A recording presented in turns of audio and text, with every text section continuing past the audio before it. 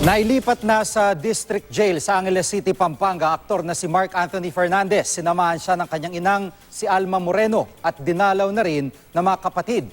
Nakatutok si Katrina Son. Inilipat na si Mark Anthony Fernandez sa Angeles District Jail mula sa Station 6 ng Angeles PNP matapos itong hilingin ng kampo ng aktor sa korte. Kasama ng aktor ang ina na si Alma Moreno at abogado nito. Pagdating ni Mark sa kulungan, binigyan siya ng tsinelas, mga unan, electric fan at foam o higaan. Asikasong-asikaso rin ni Alma ang anak. Lalo't sumama raw ang pakiramdam na aktor kaninang umaga. Ngayon stable na yung blood pressure niya. Medyo tumaas kanina, ngayon stable na. Ayon sa abogado ng aktor, siksikan daw sa loob ng district jail. Yung ordinary jail, kung saan dapat ang detainees nandoon siya ngayon, congested itong jail na to. Kaya hindi nyo i-expect talaga na maluwag dito.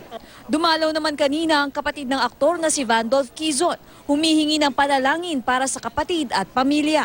All the families asking for prayers for my brother and wala lang pasin din namin itong unos na to.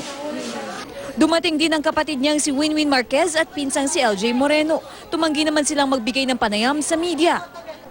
Katrina Son, Nakatutok, 24 Oras.